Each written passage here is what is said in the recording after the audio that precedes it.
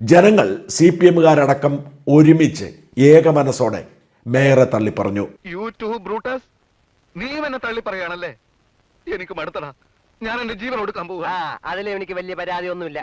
ഇല്ല. അതിന്റെ കാരണം മേയറുടെ അഹങ്കാരം തന്നെയാണ്. വിജയ, നിനക്ക് അഹങ്കാരം വളരെ കൂടുതലാണ്. തിരുവനന്തപുരംകാർക്ക് ഈ മേയറെ കണ്ണിൽ കണ്ടുകൂടാത്ത അവസ്ഥ നേരത്തെ ഉണ്ടായതാണ്. നീ അല്ലേലും മനസാക്ഷിയില്ലാത്തവനാണ്. ആണ് ദാസാ, ഞാൻ നിന്റെ ഒരു സുഹൃത്തായിരുന്നു. ആയിരുന്നു എന്ന് വെച്ചാ ഇപ്പോഴല്ലേ? അല്ല.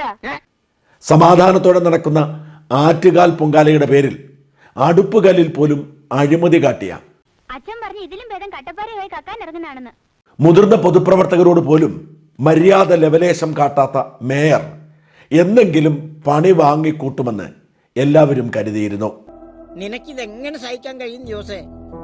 ജോസേ, അങ്ങോട്ട് കൂടി അപ്പോഴേ നിങ്ങൾ കുറച്ചങ്ങോട്ട് മാറിയെന്നേ. ഒന്ന് മാറിയേട്ടാ, ജോസിന് ഇച്ചിരി കാറ്റുകൊള്ളട്ടെ.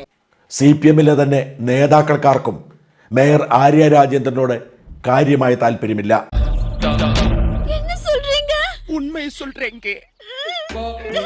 നീയും തയ്ച്ചു വെച്ച ഒരു ബ്രേസിയർ നീ തുടർച്ചയായി മേയർ ഇങ്ങനെ വിവാദങ്ങളിൽ ചെന്നുപെടുന്നതും നിസ്സാരമായ കാര്യങ്ങൾ പോലും വലിയ വഷളാക്കി പാർട്ടിക്ക് നാണക്കേടുണ്ടാക്കുന്നതും CPMലും അതൃപ്തിക്ക് കാരണമാകുന്നു എന്നാണ് ഏറ്റവും ഒടുവിലത്തെ റിപ്പോർട്ട്. എന്നെ നാണം കെടുത്താനായിട്ട് വേറെ തിരിച്ചിരിക്കുകയാണ്. ഇത് ചേട്ടൻ ചൂടാവണമെന്നല്ല എനിക്കറിയാം, ടോണല്ലേ ഇത്. ഞാൻ ശരിക്കും ചൂടായതാണ്. വെളുക്കാൻ തേച്ചത് പാണ്ടായി എന്ന സ്ഥിതിയിൽ പക്വതയില്ലായ്മയും അഹങ്കാരവും ധാർഷ്ട്യവും പാർട്ടിയുടെ മാനം കെടുത്തിയിരിക്കുന്നു എന്ന് പാർട്ടി തിരിച്ചറിയുന്നു. മനുഷ്യനെ നാട്ടിക്കാനായിട്ട് ജനിച്ചിരിക്കാണോ താൻ? അല്ലെങ്കിൽ തന്നെ നാട്ടിലിറങ്ങി നടക്കാൻ മേല. എന്തു പറ്റി മനോഹരൻ ചേട്ടാ? ഇനി എന്തോന്ന് പറ്റാ? എന്നെ ജീവനോടെ കാണണമെങ്കിൽ ഇന്ന് നിങ്ങൾ കണ്ടോണം. നാളത്തെ കാര്യം സംശയമാണ്. ആര്യ രാജേന്ദ്രനെ മേയർ പദവിയിൽ നിന്നും ഒഴിവാക്കി പക്വതയുള്ള മറ്റേതെങ്കിലും വനിതാ നേതാക്കളെ ചുമതലയേൽപ്പിക്കാൻ ആലോചന ശക്തമായി. നിന്റെ കയ്യിലിരിപ്പതായിരുന്നല്ലോ. അതന്നത്തെ ചോരത്തിളപ്പിന്.